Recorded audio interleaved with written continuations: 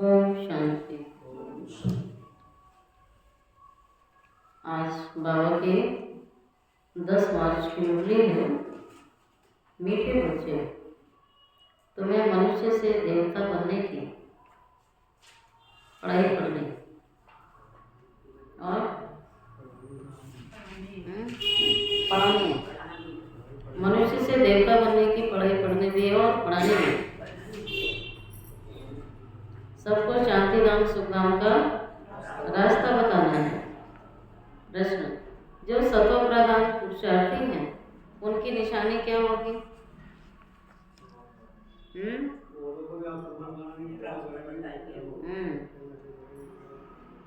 वे औरों को भी आप समान बनाएंगे। वे बहुतों का कल्याण करते रहेंगे। बहुतों का कल्याण करते रहेंगे। ज्ञान धन से झोली भरकर दान करेंगे। ज्ञान धन से झोली भरकर दान करेंगे। 21 जन्मों के लिए वर्षा लेंगे। दूसरों को भी दिलाएंगे, खुद भी लेंगे, दूसरों को भी दिलाएंगे। गीत है ओम नमो शिवाय। ओम शांति। भक्त जिनकी महिमा करते हैं तुम उनके सम्मुख बैठे हो। ओम नमो शिवाय। बाबा कहता है जिसकी महिमा कर रहे हैं, कीर्तन कर रहे हैं, बाबा कहता है देखो तुम उनके सम्मुख बैठे हो। खुशी होनी चाहिए ना बच्चों को। खुशी है? बाबा कह रहा होनी चाहिए, खुशी होनी चाहिए। उनको कहते हैं शिवाय नमः। तुमको तो नमा नहीं करना है। बाप को बच्चे याद करते हैं, नमा कभी नहीं करते। कि अभी बाप है, इनसे तुमको वर्षा मिलता है। तुम नमा नहीं करते हो, याद करते हो ना। अब नमा तो नहीं करते, रट तो नहीं रहे हो ना मंत्र को। तुम तो याद करते हो ना। जीव की आत्मा याद करती है। बाबा ने इस तन का लोन लिया हुआ है। बाबा ने कहा मैंने किराए पर लिया हुआ है, लोन पर लिया हुआ है। लोन भरना पड़ता है ना, लोन पर ली हुई चीज का। वह हमें रास्ता बता रहे हैं। बाबा से बेहद का वर्षा कैसे लिया जाता है तुम भी अच्छी रीति जानते हो। सतयुग है सुख धाम, जहाँ आत्माएं रहती हैं उसको कहा जाता है शांति धाम। तुम्हारी बुद्धि में है कि हम शांति धाम के वासी हैं। बाबा ने कहा सदैव आपको ये बुद्धि में रखना चाहिए कि हम शांति धाम के रहने वाले हैं। इस कलयुग को कहा जाता है दुख धाम। तुम जानते हो हम आत्माएं स्वर्ग में जाने के लिए, मनुष्य से देवता बनने के लिए पढ़ रही हैं। स्वर्ग में जाने के लिए, देवता बनने के लिए भगवान की पढ़ाई को पढ़ रही। ये लक्ष्मी नारायण देवताएं हैं ना। मनुष्य से देवता बनना है नई दुनिया के लिए। बाबा के द्वारा तुम पढ़ते हो। जितना पढ़ोगे, पढ़ाई में पुरुषार्थ कोई का तीखा होता है और कोई का ढीला होता है। बाबा ने कहा देखो पढ़ाई में ऐसे ही होता है, कोई बहुत तीखे जाते हैं और कोई ढीले होते हैं। पढ़ाई में रुचि नहीं होती है। सतो प्रधान पुरुषार्थी जो होते हैं वह दूसरों को भी अब समान बनाने का नंबर 1 पुरुषार्थ कराते हैं। बहुतों का कल्याण करते हैं। जितना धन से चूली भरकर और दान करोगे, बाबा कहता है उतना फायदा होगा। तो आज की जो मुख्य पॉइंट है, अंडरलाइन है कि बाबा से जो पढ़ाई पढ़ते हो वो पढ़ानी है। अतः ज्ञान धन का दान करना उतना फायदा होगा। जितना दान करोगे ना उतना फायदा होगा। कमला माता की चीज का बाबा कहता ज्ञान धन का दान करोगे तो तुम्हें बहुत फायदा होगा। तो फायदे की बात तो अच्छी होती है ना, करना चाहिए। मनुष्य दान करते हैं उसका दूसरे जन्म में अलग कार्य के लिए फल मिल जाता है। उसमें थोड़ा सुख बाकी है तो दुख ही दुख है। तुमको तो 21 जन्मों के लिए स्वर्ग के क्या मिलते हैं? सुख मिलते हैं। ईश्वर अर्थ दान पुण्य करते हैं, वह इनडायरेक्ट है। अभी तुम तो सम्मुख हो ना। बाबा बैठ समझाते हैं। क्या समझाते हैं?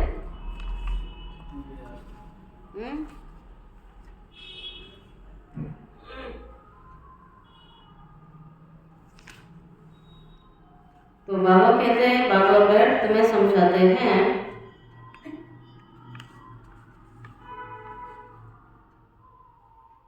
अभी तो डायरेक्ट आया हुआ है, बाबा बैठ समझा रहे हैं। भक्ति मार्ग में ईश्वर दान पुण्य करते हैं तो दूसरे जन्म में मिल जाता है। कोई अच्छा करते हैं तो अच्छा मिलता है, बुरा पाप आदि करेंगे तो उन्हें ऐसा ही मिलेगा ना। बाबा कहते हैं उन्हें ऐसा ही मिलता है। यहाँ कलयुग में तो पाप होते ही रहते हैं, पुण्य होता ही नहीं है। करके अलग काल के लिए सुख मिलता है। अभी तो तुम भविष्य की सतयुग में की जन्मों के लिए सदा सुखी बनते हो, उसका नाम ही है सुखधाम। बाबा के एक जन्म की बात नहीं है, मैं तुम्हें 21 जन्मों के लिए सुखी बनाने आया हूँ, इसीलिए वहाँ सुख ही सुख होगा, इसलिए उसका नाम सुखधाम है। प्रदर्शनी में भी तुम लिख सकते हो कि शांति धाम सुखधाम का यही मार्ग है। तो शांति धाम सुखधाम का ये मार्ग है। शांति धाम सुखधाम में जाने का सहज मार्ग है। बाबा में सहज मार्ग से ले जाने आया है। अभी तो घोर कलयुग चल रहा है। कलयुग से सतयुग पतित दुनिया से पावन दुनिया में जाने का बाबा में सहज रास्ता बता रहे हैं, बिगड़ पड़ी खर्चा। तो मनुष्य समझे, क्योंकि पत्थर बुद्धि है ना। बाप बिल्कुल सहज करके समझा रहे हैं। इसका नाम है सहज योग और सहज ज्ञान। बाबा बच्चों को कितना सेंसिबल बनाते हैं। बाबा बच्चों को कितना सेंसिबल बनाते हैं, अर्थात समझदार बनाते हैं। ये लक्ष्मी नारायण सेंसिबल है ना, तो भक्त श्री कृष्ण के लिए क्या क्या लिख दिया, कितने झूठे कलंक लगा दिए। झूठे कलंक बहुत सारे लगाए ना, माखन चोरी किया, चीर हरण किया और मटकी फोड़ी, हाँ सब लगा दिए इल्जाम। बाबा कहते हैं झूठे कलंक। कृष्ण कहता है भैया मैंने माखन खाया है। अब इसका भी अर्थ नहीं समझते हैं। मैंने ही माखन खाया तो बाकी खाया किसने फिर?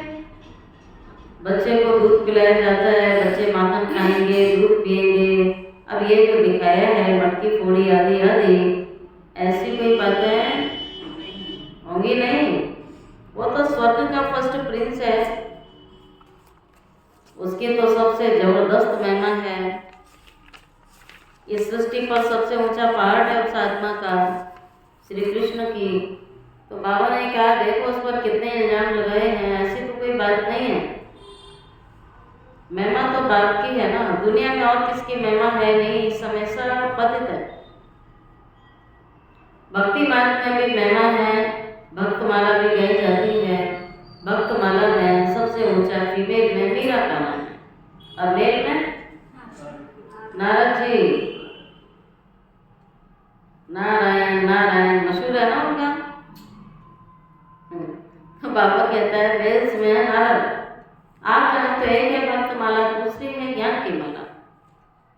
भक्तमाला से रुद्रमाला बाबा कहते हैं कैसे बने। रुद्रमाला से विष्णु की माला बनती है, रुद्रमाला संगम की है। ये राज बच्चों की बुद्धि में है। ये बातें तुमको बाबा सम्मुख बैठ समझा रहे। सम्मुख जब बैठते हो तो तुम्हारे रोमांच खड़े हो जाने चाहिए।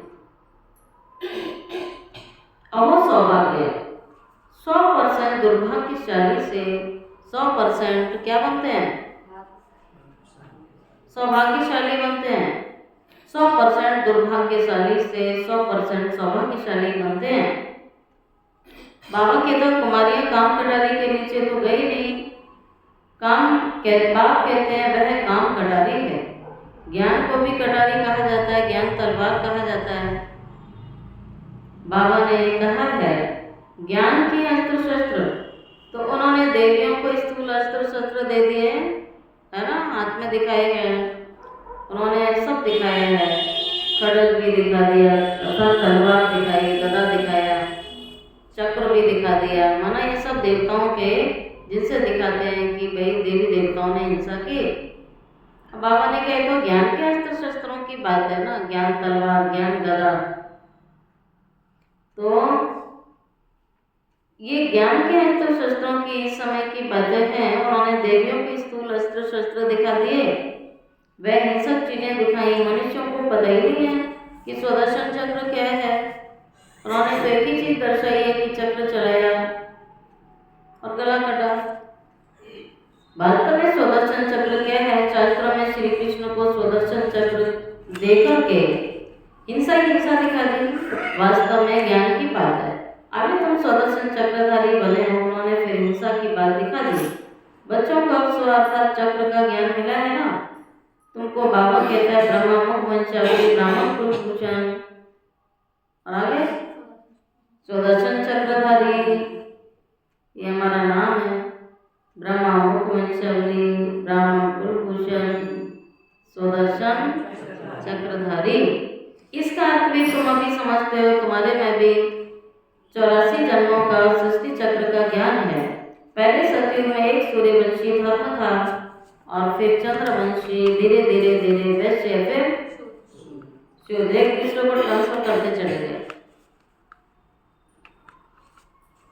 दोनों को मिलाकर सूर्यवंशी चंद्रवंशी दोनों को मिला के स्वर्ग। ये बातें तुम्हारे में भी नंबरवार सबकी बुद्धि में है, जैसे तुमको बाबा ने पढ़ाया है। आगे क्या करना है? जैसे बाबा ने तुम्हें पढ़ाया है, तुम्हारा काम है दूसरों को पढ़ाना।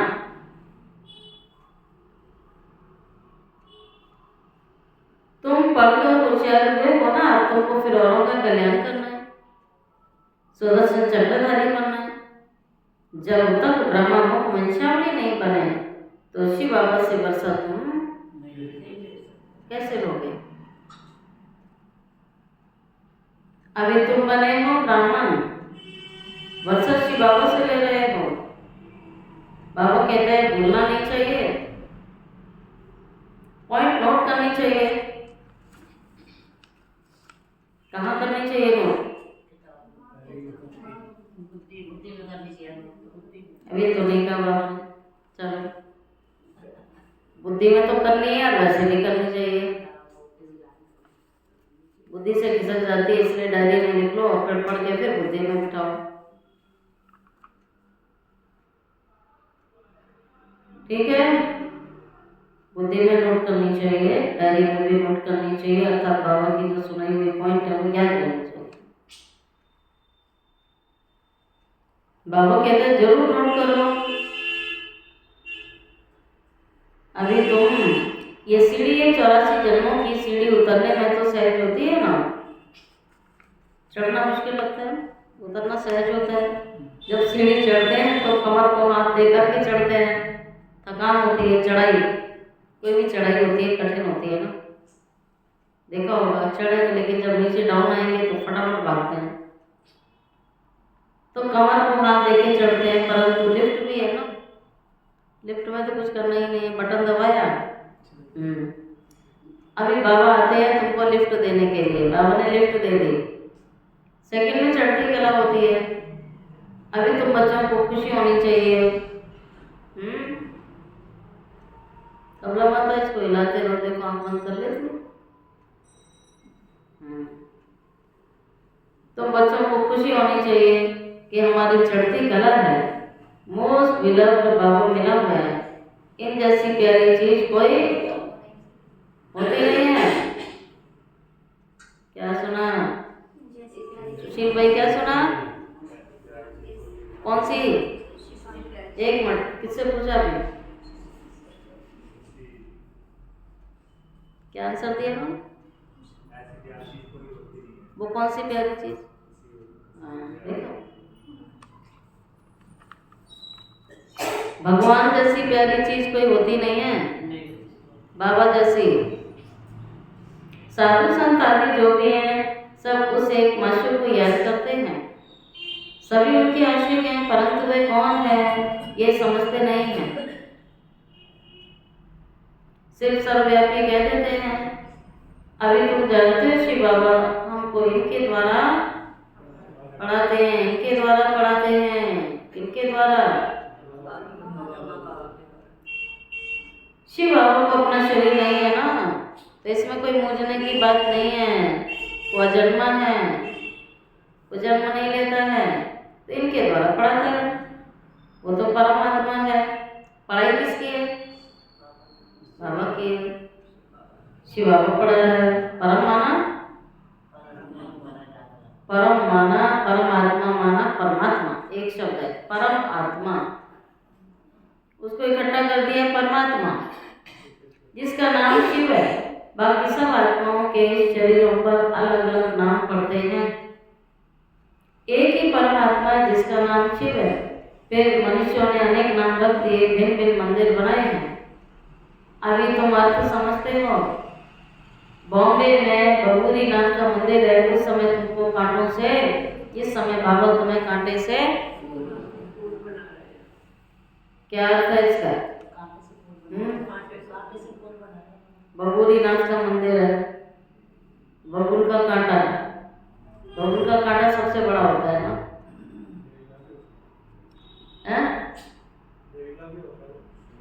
क्या होता है?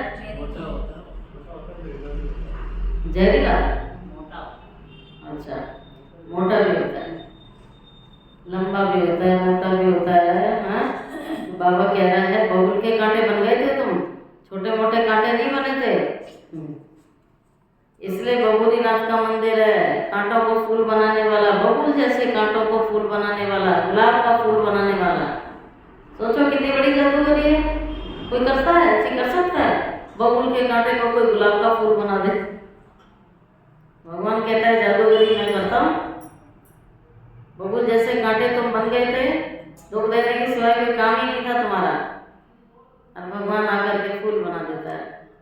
इतना परिवर्तन। तभी तो बाबा कहता है मैं जादू करूं, ऐसे जादू करता हूं।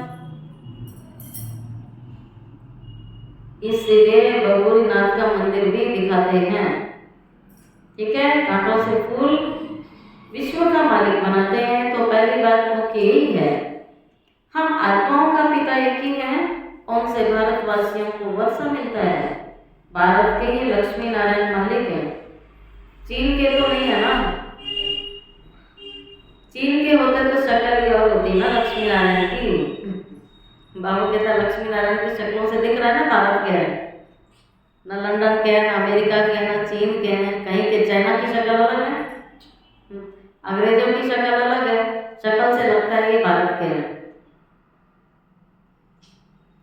तो चीन के होते तो शक्ल ही और होती है ही भारत के। पहले पहले गोरे फिर सांवले बनते हैं। आत्मा में विकारों की खाद पड़ती है, आत्मा सांवली बन जाती है।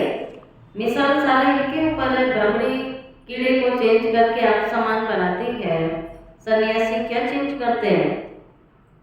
बाबा कहता है भ्रमरी कीड़े को आप समान बनाती, उड़ना सिखाती है। यही काम तुम बच्चों का है। भ्रमरी बूम बूम, ब्राह्मण ब्राह्मणियां बूम बूम करके बिकारी कीड़ों को आप समान उड़ना सिखाओ, फरिश्ता बनाओ, ज्ञानियों के पंख लगाओ। बाबा कहते सन्यासी क्या करते हैं? सफेद कपड़े वाले को गेरू कपड़े पहनाकर माथा मुड़ा देते हैं। तुम तो ये ज्ञान लेते हो, ऐसे लक्ष्मी नारायण जैसा शोभनिक बन जाओगे। अभी तो प्रकृति भी तमो प्रधान है। तो बाबा फिर कहते हैं देखो मिसाल सारे तुम्हारे ऊपर है। ऐसे लक्ष्मी नारायण जैसा शोभनिक बन जाओगे तो ये धरती अभी तो तमो प्रधान है, प्रकृति भी तमो प्रधान है, नुकसानकारक है। आसमान में तूफान लगते हैं, कितना नुकसान कर देते हैं। बाबा कहता है कितने उपद्रव हो रहे हैं दुनिया में, प्रकृति के द्वारा कितना तांडव चल रहा है। कोई शंकर जी ने तांडव नहीं किया, प्रकृति ने तांडव किया। सोचो किसी के डांस करने से थोड़ी सब हो जाएगा। ये तो प्रकृति की बात है। अभी इस दुनिया में परम दुख है और सतयुग में परम सुख होगा। इस दुनिया में परम दुख है, सतयुग में परम सुख होगा। बाप परम दुख से परम सुख में ले जाते हैं, वो है परमात्मा। तो परम दुख से परम सुख में ले जाने वाला है परम प्यारा परमात्मा। इनका विनाश होता है, सब तमो प्रधान जब बन जाते हैं तो बाबा आता है ना, विनाश हो जाएगा, फिर सतो प्रधान बन जाते हैं। अभी तुम पुरुषार्थ करके जितना बाबा से वर्षा लेना है उतना ले लो। अभी शरीर का भरोसा नहीं है, समय का भरोसा नहीं है, प्रकृति का तांडव चालू है। जो लेना है ले लो, नहीं तो पिछाड़ी में पश्चाताप करना पड़ेगा। गणेश जी क्या सुना?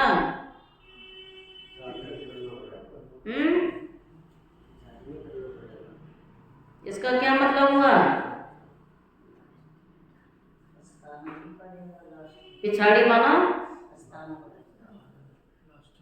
जीवन की जो अंत घड़ी होगी ना, अगर कमाई जमा नहीं की होगी तो खाली आ जाएंगे। तब बाबा कहता पश्चाताप होगा आत्मा को कि मैं कुछ कर नहीं सकी।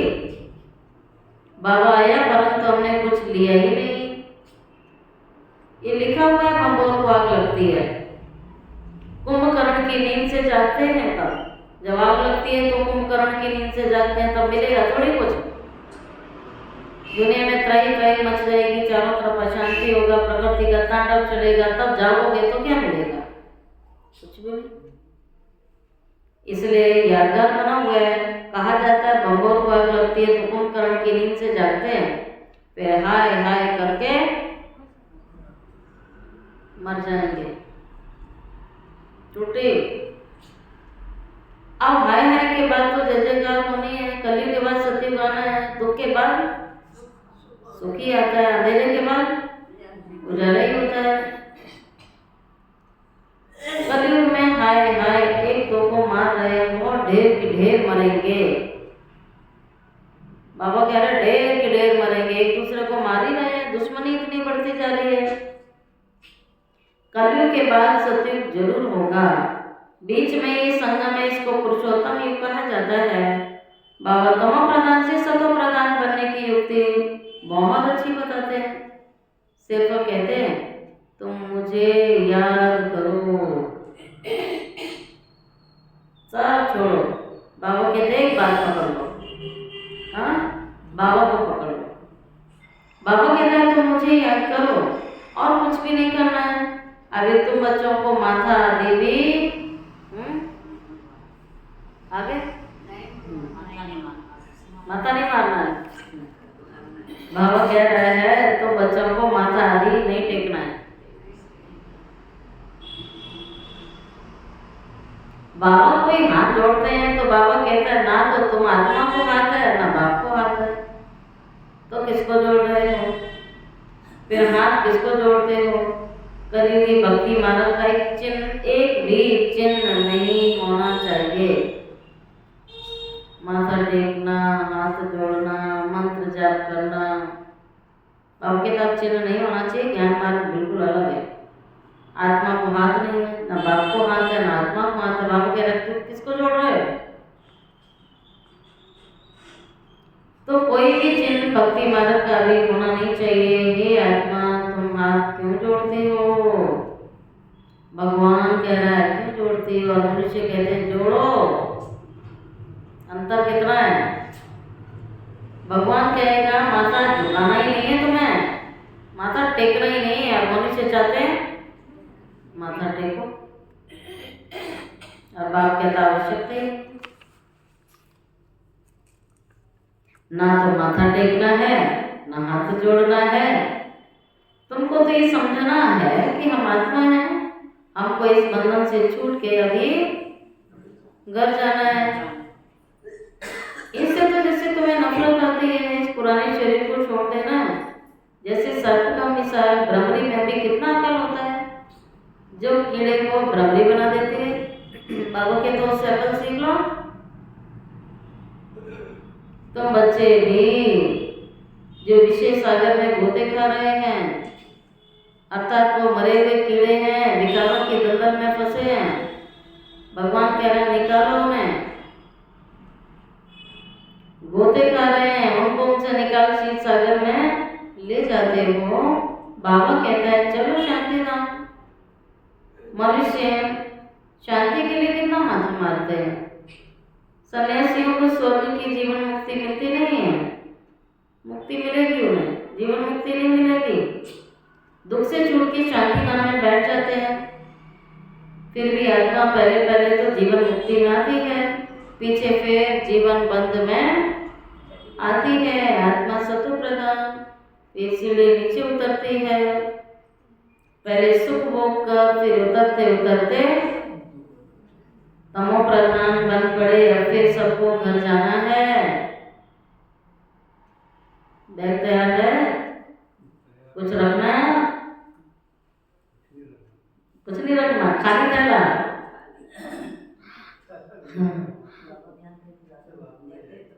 बाबा ने क्या घर चलना है?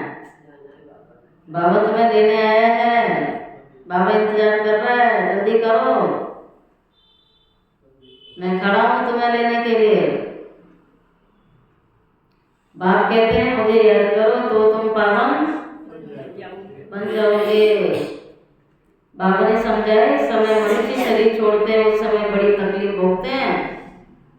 अब वो छोड़ने वाला तो बताने आएगा नहीं, है ना। जब तकलीफ होती है उसके बाद उसका शरीर छूट जाता है, बोलने के लायक तो रहता नहीं है। तो बाबा कह रहा है ये सच्चाई है कि जब आत्मा इस शरीर से बाहर होती है ना, बहुत कष्ट भोगती है। इस संसार में आने से पहले भी कष्ट भोगती है और जाते समय भी कष्ट भोगती है। ये जो 2 टाइम है ना, आना और जाना, और बाकी तो बीच का प्रोग्राम पता ही है आप सबको। बीच का प्रोग्राम तो याद है ना। जाने के समय और आने के समय का भूल जाते हैं, बाकी तो देख ही रहे हो कैसा चल रहा है। तो जाते समय बहुत बाबा कहता है तकलीफ भोगते हैं, क्योंकि सजाएं भोगनी पड़ती है ना। किए हुए कर्मों की सजा तो भोगनी पड़ेगी। जैसे काशी कर्मठ खाते हैं, क्योंकि सुना है ना शिव पर बलि चढ़ने से मुक्ति मिल जाती है, तो कुआं में गिर जाते थे।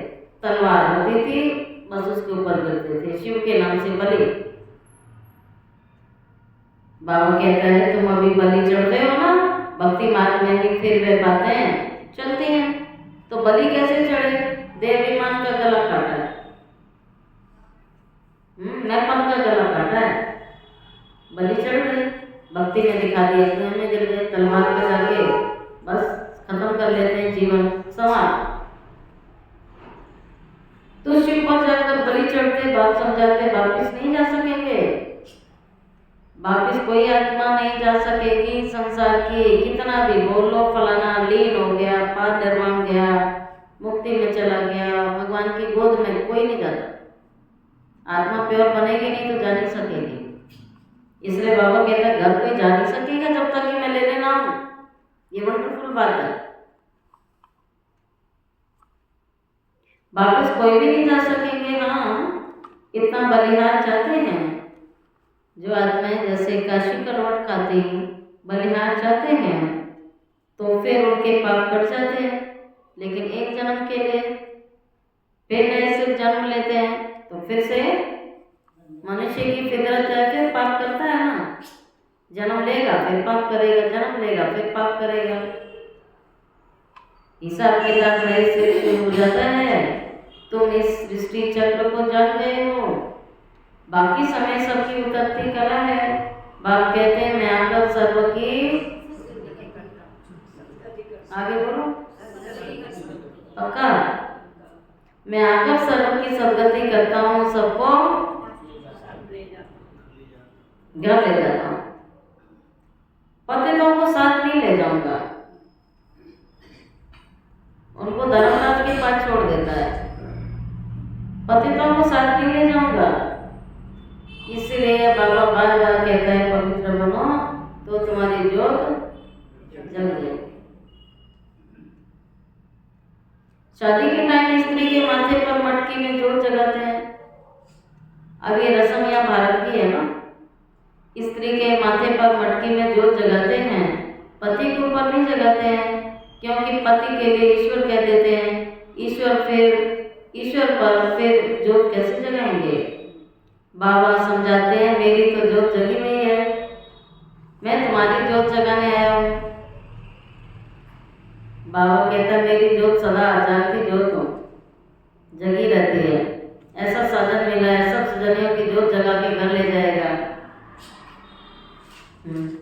बाप को क्षमा कहते हैं, जोत, क्षमा, लाइट।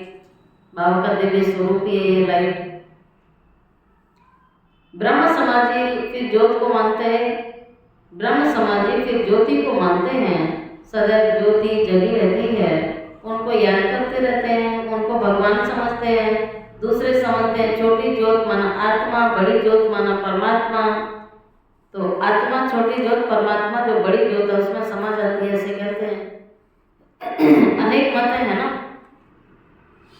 बाप कहते हैं तुम्हारा धर्म अथा सुख देने वाला है।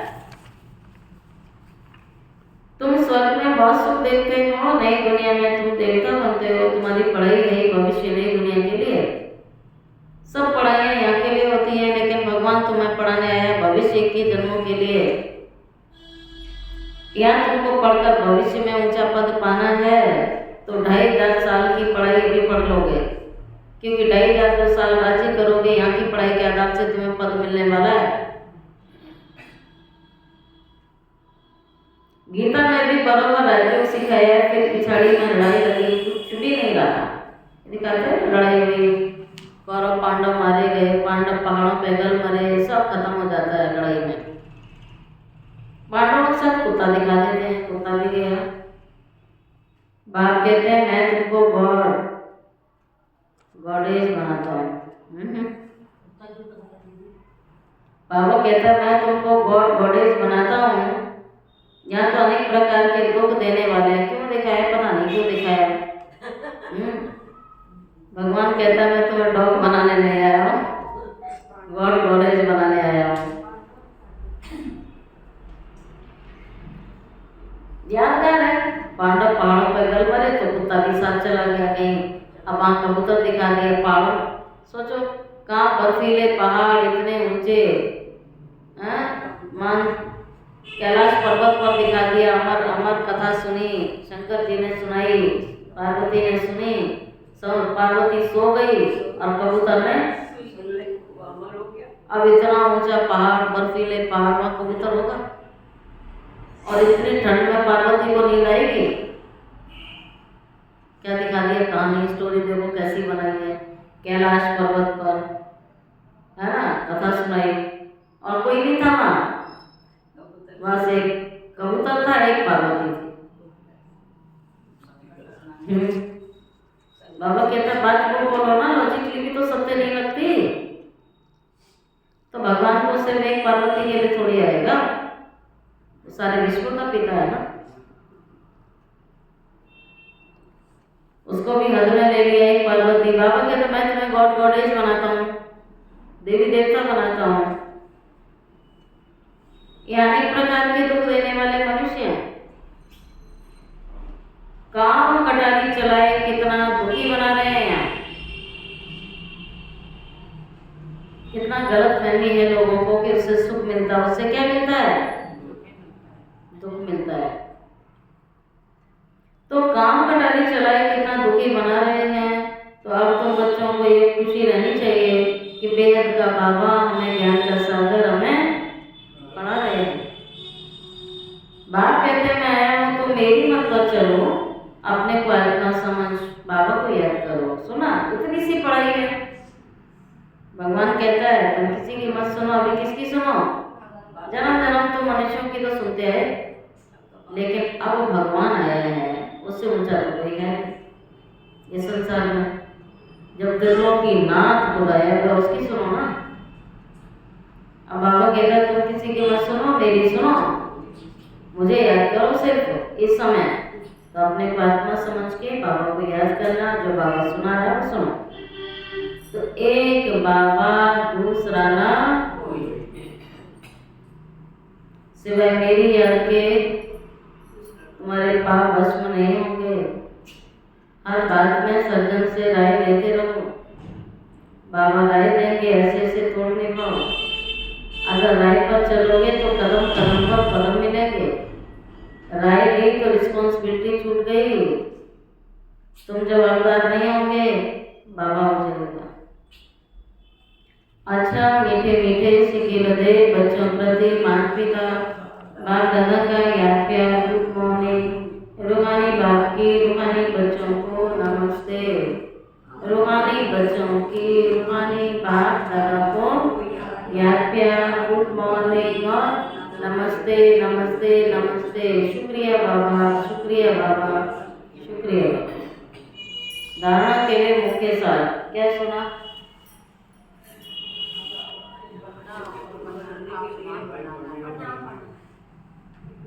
पढ़ना और पढ़ाना है।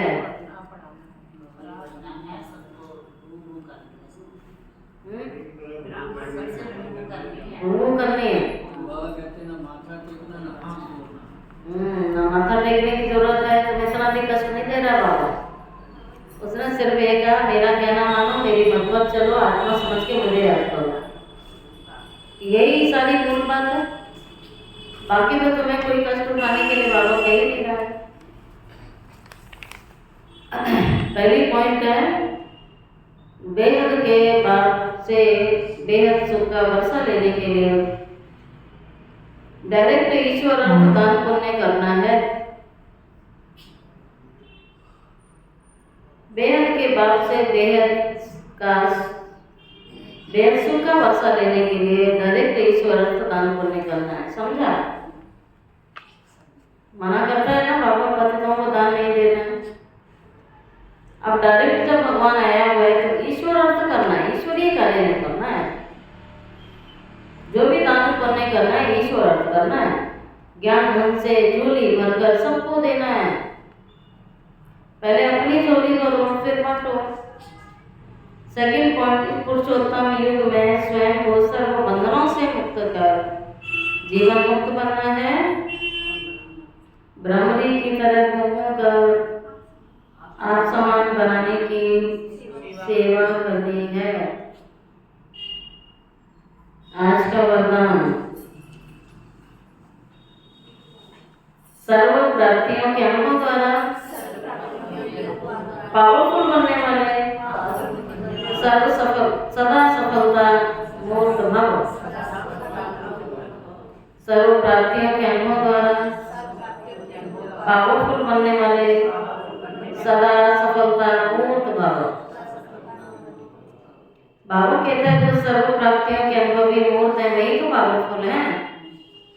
ऐसी पावरफुल सर्व प्राप्तियों के अनुभवी आत्माएं ही सफलता मूर्त बन सकती है, क्योंकि अभी सब आत्माएं ढूंढेंगी।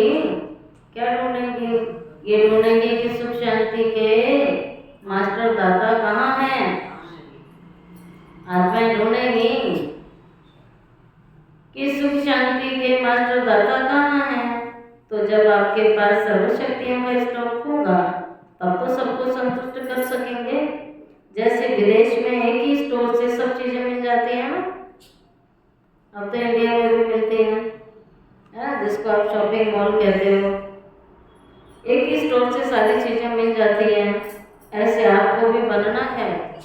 ऐसे नहीं सहन शक्ति हो सामना करने की नहीं, सर्वशक्तियों का स्टॉक चाहिए ना, सारी शक्तियाँ चाहिए, क्योंकि सारी शक्तियों की आवश्यकता है।